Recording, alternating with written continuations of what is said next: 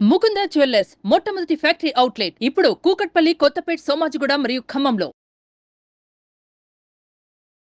Welcome to Suman TV. నేను మీ Suman TV Nag. Kolkata ఇన్సిడెంట్కి సంబంధించి మనం ఎప్పుడూ కూడా మాట్లాడుకునేటప్పుడు దీని వెనక సూత్రధారులు ఉన్నారు, మన కంటికి కనిపించేది పాత్రధారులు మాత్రమే అనుకునేటువంటి విషయం ఇన్సిడెంట్ మొత్తం అబ్జర్వ్ చేసి మేము చేసినటువంటి ఎపిసోడ్స్ డే 1 నుంచి ఈ రోజు వరకు కనుక చూస్తే కొన్ని కీలక విషయాలు, కీలక అంశాలు నిశ్చితంగా పరిశీలిస్తే మనకు డెఫినెట్గా అర్థమవుతాయి. ఓహో, దీని వెనక ఒక పెద్ద లాబీయే ఉంది.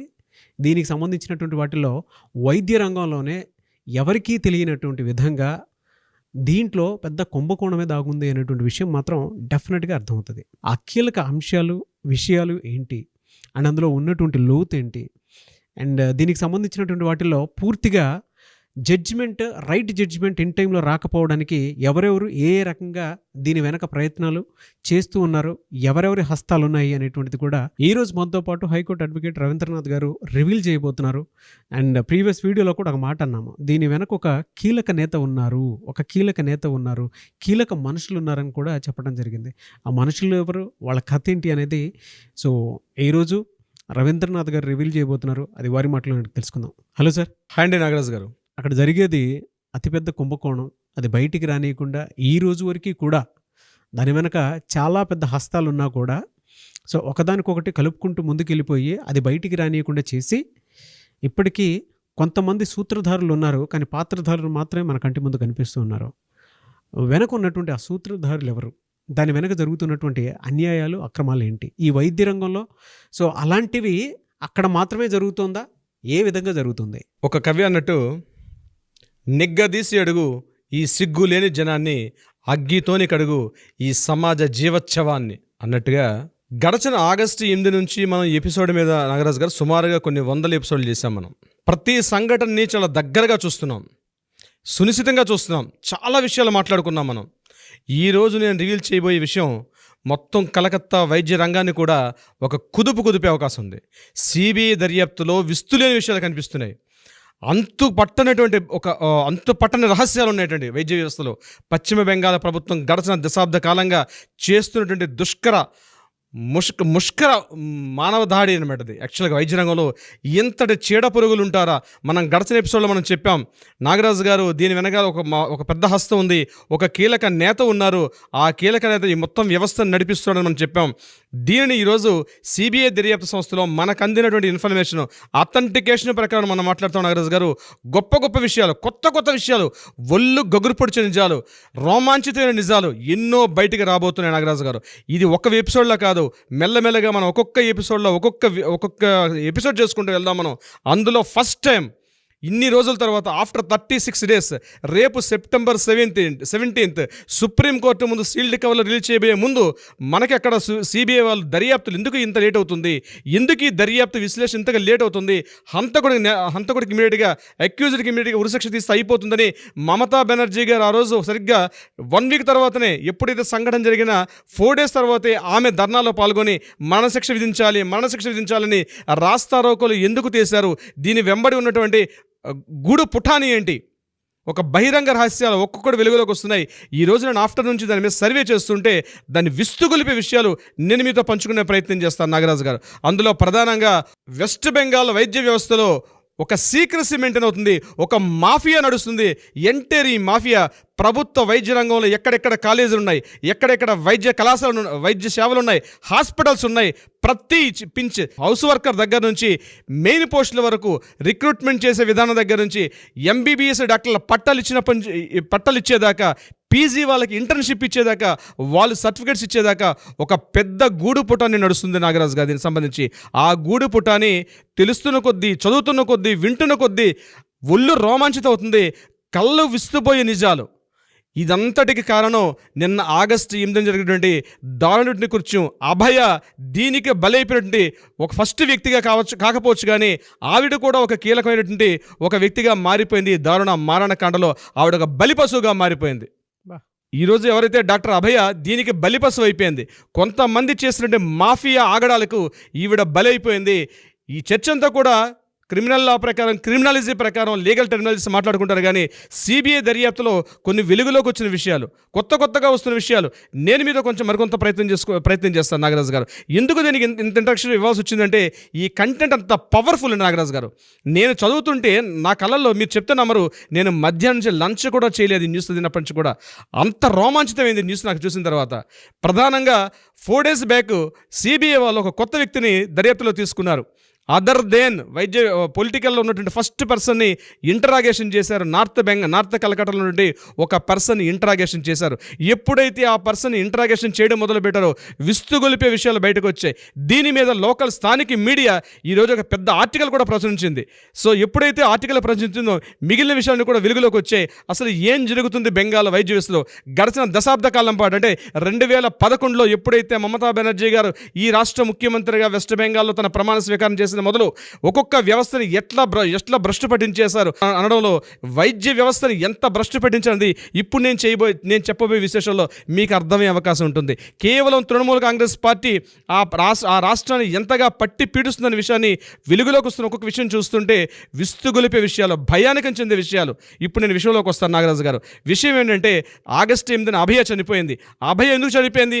సంజయ్ రాయ్ అనే ఒక వ్యక్తిని బలిపశం చేస్తూ ఇతనే నిందితుడు, ఇతనే ప్రధాన కారకుడు. ఉదయం 4 గంటలకి ఈ ప్రాంతానికి వెళ్ళాడు. ఆ అమ్మాయిని అటెంప్ట్ టు మర్డర్ చేశాడు. ఆ అమ్మాయిని అత్యాచారం చేశాడు, బలాత్కారం చేశాడు, ఆమెను మానభంగం చేసి ఆమెను చంపేశాడు అత్యంత క్రూరంగా అని చెప్పడం జరిగింది. దీని మీద హైకోర్టు కూడా దీని మీద ఆల్రెడీ ఇదే క్రూరమైనటువంటి చర్య అన్నటువంటి వర్డ్ వాడడం కూడా జరిగింది. అయితే ఇంత క్రూరమైన చర్య ఒక నిందితుడు చేయగలడా? స్థానిక మీడియా ఎప్పటి నుంచో గగ్గోలు పెడుతుంది. దీని వెంబడి ఏదో పెద్ద విషయం ఉంది. ఎప్పుడైతే సిబిఐ వాళ్ళ దర్యాప్తు సంస్థలు చేస్తూ వెళ్తున్నారో ఈరోజు కొత్త విషయాలు వెలుగులోకి వస్తున్నాయి. ఆ కొత్త విషయమే that is the north Bengal lobby. ఏ ఒక్క వైద్య విద్యార్థిని తట్టి అడిగినా ఈ వర్డ్ చెప్తాడు, నార్త్ బెంగాల్ లాబీ. ప్రతి డాక్టర్కి తెలుసు.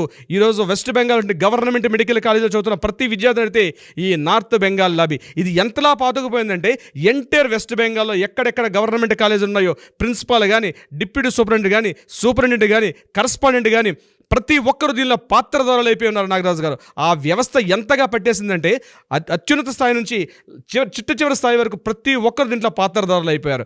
ఎంబీబీఎస్లు చేశారు, 5 years పాటు ఎంబీబీఎస్ చేశారు. కానీ వాళ్ళకి అత్యవసర మార్కులు వచ్చినప్పుడు కూడా ఎప్పుడైతే లాబీయింగ్ కాస్త మామూలు వస్తువు చూపించారో వాళ్ళకి టాప్ గ్రేడ్ మార్కులు వేసి వాళ్ళని పాస్ చేసేసారు గడిచిన దశాబ్ద కాలంలో. అట్ ద సేమ్ టైం పీజీలు కూడా అత్యవసర మార్కుల్లో కూడా అతిగతిలేని విద్యార్థులకి లాబీయింగ్ చేసి అత్యధికంగా మామూలు కట్టి లంచాలు కట్టి ఎంతోమంది సర్టిఫికేట్స్ డాక్టర్లు బయటకు వచ్చిన సందర్భాలు చూస్తుంటే విస్తుగోలిపే విషయాలు. పీజీటీ విద్యార్థులు ప్రతి department, cardiology department, nephrology department, oncology department, pulmonology department, ప్రతి డిపార్ట్మెంట్లో కూడా గడిచిన దశాబ్ద కాలంలో వచ్చినట్టు కొన్ని వేల మంది ఈ విషయం చెప్పడానికి చాలా సహజిస్తున్నారు నాగరాజు గారు. గవర్నమెంట్ మెడికల్ కాలేజ్ నుంచి వచ్చినటువంటి వైద్య విద్యార్థులు ఎవరైతే బయటకు వచ్చారో మోర్ దాన్ 45% అవన్నీ కూడా ఫేక్ సర్టిఫికేట్స్. వాళ్ళందరూ కూడా శంకర్ దాదా ఎంబీబీఎస్లు మాత్రమే. ఎవ్వరు కూడా పాస్ అయ్యే మార్కులు కూడా లేని విద్యార్థుల్ని, తెసిన మార్కులు కూడా గతిలేని విద్యార్థుల్ని వీళ్ళు హైయెస్ట్ మామూలు సంపాదించి వాళ్ళకి మార్కులు వేసి పాసులు చేసి బయట పంపించారు. తెలివైన విద్యార్థులు ఎవరైతే ఉన్నారో ఆ విద్యార్థులు మాత్రం వాళ్ళ సర్టిఫికేట్స్ని అట్టే పెట్టుకొని వీళ్ళు చెప్పినట్టుగా చేయకపోతే వాళ్ళని అత్యంత క్రూరంగా, మానసికంగా, శారీరకంగా వాళ్ళని ఇన్ని రకాలుగా ఒక కట్టు బానిసలు కట్టపల్లా పనిచేసే విధంగా అక్కడ వాళ్ళని భయభ్రాంతులను గురి చేసి వైద్య విద్యార్థులు బయటకు వచ్చి మాట్లాడుతున్నారు. ఈరోజు ఎప్పుడైతే సిబిఐ దర్యాప్తు చేసిందో north Bengal TMC leader Sudipti Roy, he is the main key person. ఎప్పుడైతే 4 days బ్యాక్ ఈయన మీద ఇంటరాగేషన్ చేశారో సిబిఐ వాళ్ళు, ఆయన ఇంటిని పూర్తిగా స్వాధీనం చేసుకున్నారు. ఈయన ప్రెసిడెంట్ ఎమ్మెల్యే, తృణమూల పార్టీ కాంగ్రెస్లో ఎమ్మెల్యే, సిట్టింగ్ ఎమ్మెల్యే ఆయన. ఇతను సుదీప్తో రాయ్ ఈ ఎంటైర్ లాబీయింగ్కి హెడ్ ఆఫ్ ద పర్సన్గా తెలుస్తూ ఉంది. ఇతను కనిపిస్తున్నటువంటి ఒక సూత్రధారి మాత్రమే. చాలా మంది సూత్రధారులు ఈ కుంభకోణంలో, భారీ కుంభకోణంలో ఉండి చాలా మంది వ్యక్తులు ఉన్నారు. నార్త్ బెంగాల్ లాబీ అనేది ప్రతి వైద్య విద్యార్థికి తెలుసు. డబ్బులు ఇస్తే తప్ప సర్టిఫికేట్స్ బయటకు రావు, డబ్బులు ఇస్తే కానీ మార్కులు రావు, డబ్బులు ఇస్తే కానీ పోస్టింగ్ పడదు, డబ్బులు ఇస్తే కానీ ప్రమోషన్ ఉండదు. ఇది గడిచిన దశాబ్ద కాలంలో నార్త్ బెంగాల్లో జరుగుతున్నటువంటి, మొత్తం కలకటాలో వెస్ట్ బెంగాల్ జరుగుతుంది పెద్ద అకృత్యం. దీని మీద సిబిఐ దర్యాప్తు జరిగింది. ఇప్పుడు జరుగుతున్న సిబిఐ దర్యాప్తు ఈ కేసుకు మాత్రమే దృష్టి మళ్లిస్తున్నారు. ఇది మమతా బెనర్జీ యొక్క తన పునాదులు, తన సీటు కూకట వల్ల కదిలే స్థాయి వచ్చింది. అందుకనే ఈరోజు ఆవిడ రాజీ పడడానికి వచ్చింది. నిరసనకారులకి రాజీ పడడానికి చర్చల కోసం ఈరోజు వెళ్తూ కూడా this is the 5th time, this is my last time అంటూ కూడా 4 సార్లు తను రావడానికి 3 సార్లు ఎగైన్ మళ్ళీ రాజీ రావడానికి కారణం దీని వెంబడి ఉన్నటువంటి భారీ కుంభకోణం, భారీ కుట్ర నడుస్తుంది. దీని మీద ఇప్పటికైనా సెంట్రల్ గవర్నమెంట్ ఇమీడియట్గా యాక్షన్ తీసుకొని ఆల్రెడీ బయటకు వచ్చిన విద్యార్థులు ఎంతమంది ఉన్నారు, వాళ్ళ సర్టిఫికేట్స్, ఈ మొత్తం వ్యవస్థలో సందీప్ ఘోష్ అనే వ్యక్తి ఒక పావు మాత్రమే. ఇట్లాంటి ప్రిన్సిపాల్ వైద్య వ్యవస్థలో వెస్ట్ బెంగాల్ కలకటా పరిసర ప్రాంతాల్లోనే 48 గవర్నమెంట్ మెడికల్ కాలేజ్ ఉన్నాయి. ప్రతి ఒక్క మెడికల్ కాలేజ్ ప్రిన్సిపాల్ని తీసుకొని విచారిస్తే డెఫినెట్గా దీనికి సంబంధించిన ప్రతి కూపీ లాగితే ప్రతి విషయం బయటకు వస్తుంది. ఇది స్టేట్ గవర్నమెంట్ చేసే పని కాదు. ఆరోగ్య శాఖ మంత్రిగా, హోంశాఖ మంత్రిగా పనిచేస్తున్నటువంటి మమతా బెనర్జీ ఇది చెయ్యలేరు. డెఫినెట్గా సెంట్రల్ గవర్నమెంట్ దీని మీద ఇంట్రాగేషన్ చేసి ఎప్పుడైతే ఇన్వాల్వ్మెంట్ అవుతుందో డెఫినెట్గా చాలా విస్తుగలిపి విషయాలు వస్తాయి. నేను ఈ ఎపిసోడ్లో మీకు చెప్తుంది ఒక పేరు మాత్రమే. నెక్స్ట్ ఎపిసోడ్లో మరికొన్ని విస్తుగలిపి విషయాలు మీకు మిమ్మల్ని తెలియపరిచే ప్రయత్నం చేస్తాను. నాగరాజు గారు, చాలా షాకింగ్గా ఉందండి, అసలు మామూలుగా లేదంటే. అందుకే అంటే దేశం మొత్తం ఎప్పుడెప్పుడు జస్టిస్ వస్తుందని చెప్పేసి ఎదురు చూస్తూ ఉన్నారు. ఈవెన్ సుప్రీంకోర్టు కూడా ఫస్ట్ టైం లైవ్ ఇచ్చి దానికి సంబంధించినటువంటి వాటిల్లో హియరింగ్స్ కూడా డైరెక్ట్గానే జరుగుతూ ఉంది. ఏం జరుగుతుంది ఏంటి అనేటువంటి దాని మీద. అందుకే అంత భయపడి దీనికి సంబంధించినటువంటి వాటిల్లో ఎప్పటికప్పుడు సెన్సేషన్ న్యూస్గానే మారిపోతూ ఉన్నటువంటి ఒకే ఒక ఇన్సిడెంట్ ఇది మన ఇంట్లో జరిగిన సమస్యే. అండ్ దాంతోపాటు రెగ్యులర్గా ఇలాంటి వ్యవస్థ, కుట్రపూరిత వ్యవస్థలు ఏవైతే ఉంటాయో అవన్నీ బయటికి వచ్చే అవకాశం ఉంది అని చెప్పడంలో ఏమాత్రం సందేహం లేదు. ఒక మంచికి ఇదే సరైన నాంది. ఏదేమైనా we want justice, we demand justice. నేను మాత్రం మీరు మాట్లాడేటప్పుడు అసలు అంత దారుణమైనటువంటి అరాచక పాలన అక్కడ జరుగుతుంది అనేటువంటి విషయం ఆలోచించుకుంటుంటే చాలా భయాందోళనగా ఉంది నాకు. ఏదేమైనా నెక్స్ట్ ఎపిసోడ్లో చూద్దామండి. Thank you so much Rabindranath garu. Thank you so much Nagaraju గారు.